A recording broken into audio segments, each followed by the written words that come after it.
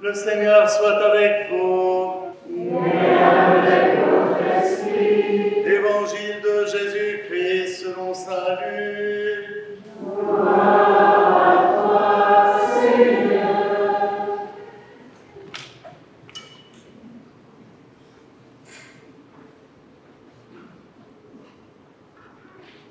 Quand fut accompli le temps prescrit par la loi de Moïse pour la purification, les parents de Jésus l'amenèrent à Jérusalem pour le présenter au Seigneur, selon ce qui est écrit dans la loi.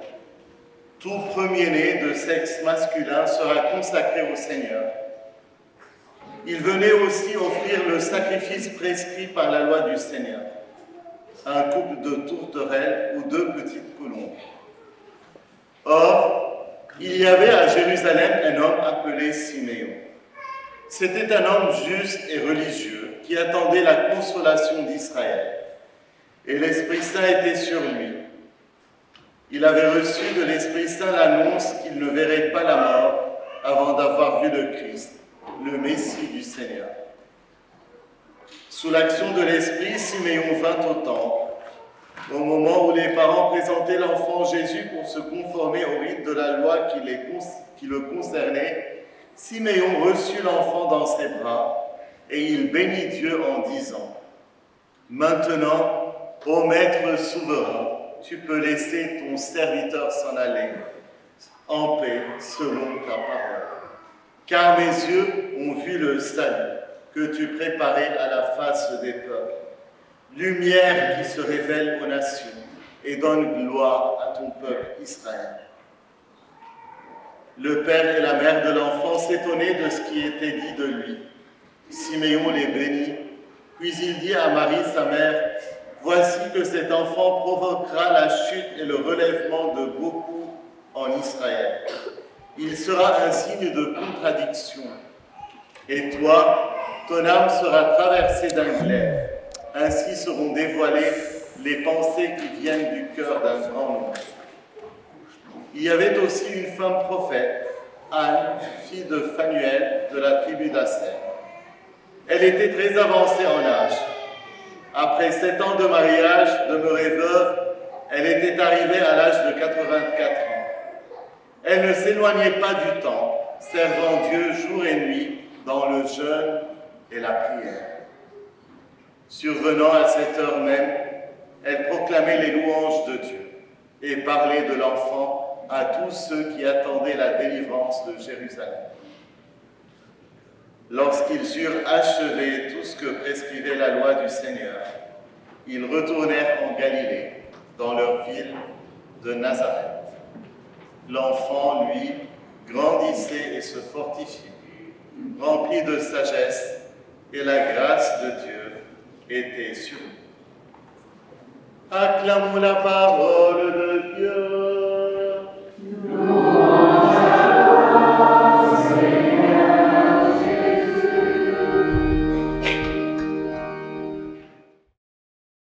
Le 2 février, l'Église célèbre la fête de la présentation de Jésus au Temple.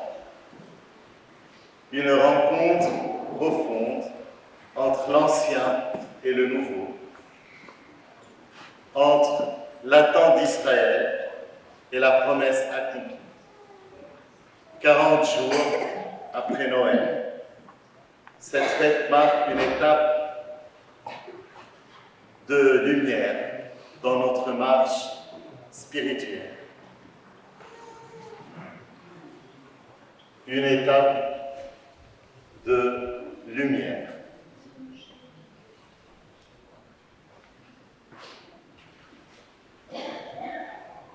Vous savez, en Orient, cette fête est appelée la fête de la rencontre. Elle nous rappelle la priorité de notre vie, qui est de rencontrer le Seigneur. Rencontrer le Seigneur en particulier dans la prière personnelle, car la relation avec lui est le fondement de notre action. Et dans l'Évangile, selon saint Luc, Marie et Joseph fidèle à la loi de Moïse, présente Jésus au temple, offrant 2 petites colombes, le sacrifice des âmes. Là, il rencontre Siméon et Anne, 2 figures de sagesse et de foi, qui reconnaissent dans cet enfant lumière du monde. Mes yeux ont vu ton salut, s'exclame Siméon, proclamant Jésus comme lumière pour les nations et gloire d'Israël. Vous êtes la lumière du monde. C'est vrai que le Seigneur a dit « Je suis la lumière du monde », mais il nous a dit aussi « Vous êtes la lumière du monde ». Les servantes de l'Assemblée vont passer parmi vous pour allumer vos cierges. Voici que ce cierge brûle aujourd'hui entre les mains de Siméon. Venez prendre de la lumière. Venez prendre de la lumière. Venez allumer vos cierges.